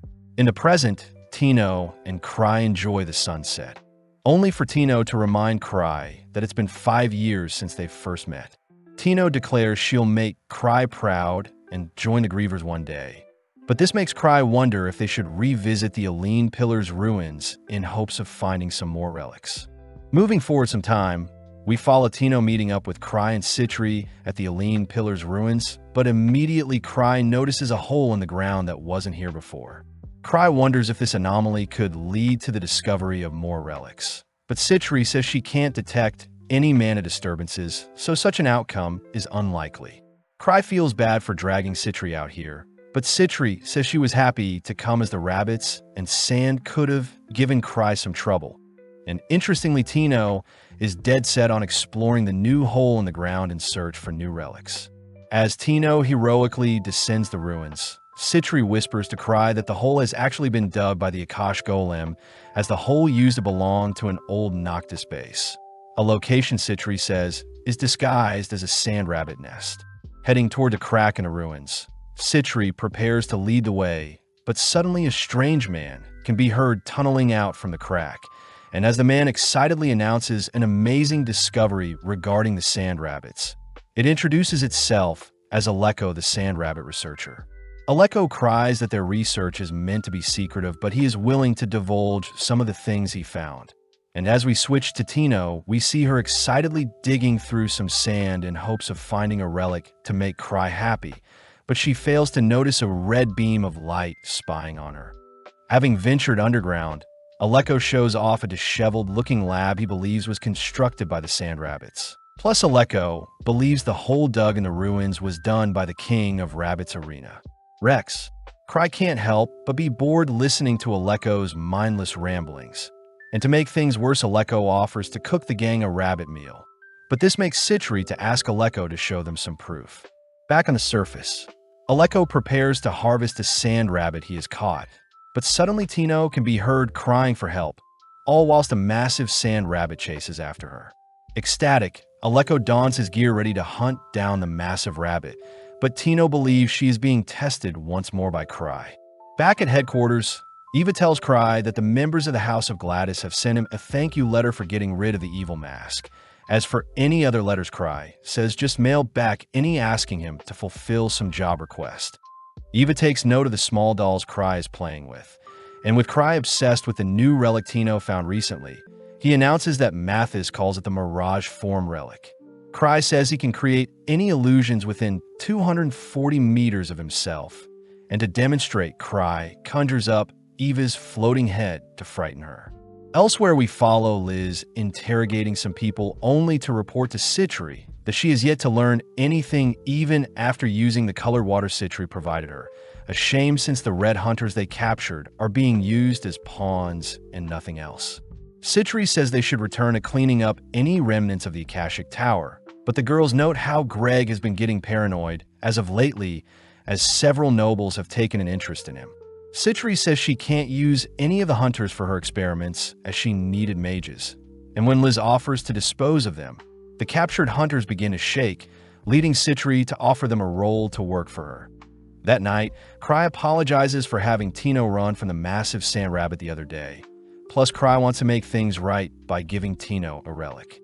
With Citri and Liz joining the conversation, the girls tell Cry to give Tino a relic that makes her stronger, and before Tino can refuse, Liz reminds Tino that she was pathetic when she ran away from the massive rabbit. Cry announces that he has the perfect relic only to whip out the cursed mask he acquired. And with Tino quivering at the thought of what the mask may do to her, we see Liz stopping Tino from fleeing only for the mask to lock onto Tino. With a push from the sisters, we see the cursed mask latching onto Tino, only for Tino to suddenly freeze up. In the blink of an eye, Tino dashes to pick up Cry only to cry out that she is sick and tired of Liz and Citri always hogging her master. But such words only fire up the sisters. The next day, Gark is seen telling Cry about a request from Earl Gladys, and seeing as the association wants to strengthen their connection with Earl the Noble that hates hunters, Gark orders Cry to accept the request. Cry tries pushing the responsibilities onto Ark, but Karina reminds Cry that he'll be expelled if he doesn't accept a job after 3 terms, leading Gark to roar that Cry has gone 2 terms without accepting a job, and in 3 months his 3rd term will be up. Gark commends Cry for always giving others his credit, but Cry knows he hasn't really done anything these past months. But Cry does agree to visit the Gladys domain up north with Chloe only after he finishes his preparations. Heading through town, Cry racks his brain for a way to avoid the job request, but suddenly he bumps into a blue-haired boy and blonde girl that seem to be acquainted with Cry, but he can't seem to remember them. Sitting down for some tea, the boy immediately asks Cry to withdraw from his upcoming job request only to reveal that they were meant to originally deal with the Akashic Towers. Funnily enough, Cry has no idea what is happening, but he does hear the boy's nickname is Artie and the girl's name is Mary. Artie mentions how Gark may be looking for a predecessor, and whilst Cry enjoys his tea and cake, he ultimately agrees to leave the remnants of the Akashic Towers to Artie and Mary.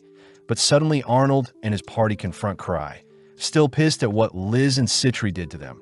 The men prepare to fight Cry, but suddenly Archie and Mary offer to fight in place of Cry, only to reveal themselves to be Art Baron Henning and Mary Auden, members of the Hidden Curse clan, a clan that houses the strongest mage in the capital Abyssal Inferno. With Cry asking to use the bathroom, he is seen sneaking out a nearby window, as he wants no part in the brawl that may start with the others. And creepily, he dons an oversized disguise using his Mirage artifact as he rushes home.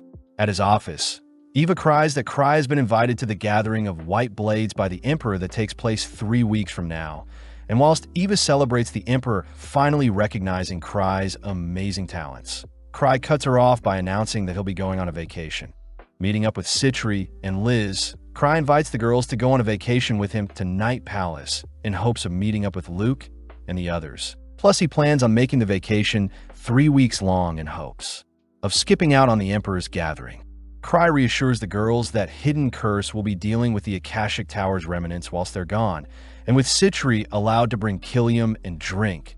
We see Liz asking other clan members to join them on a vacation, only for everyone to make up excuses to avoid traveling with Cry and the sisters. That evening, Liz is seen checking up on Tino, who has locked herself away after she tried fighting Liz and Citri. But having had enough of Tino's apologies, Liz declares they'll be going on a vacation and that Tino has 5 minutes to get ready. Meeting up in front of the carriage, Citri, with the help of her electrocollars, introduces 3 of her new assistants, Black, White, and Gray, who will be traveling with them. Right on cue, Liz is seen dragging Tino along with her, and as the gang depart on horse carriage via the northern gate, we see Arnold and Gark being informed of Cry leaving the capital, and this forces both parties to make preparations to chase after Cry. With Chloe assigned to chase after Cry, she is seen bumping into Arnold, who has the same goals as her. But back at the capital, it is announced that Hidden Curse will be waging war on the Akashic Towers whilst Cry is gone.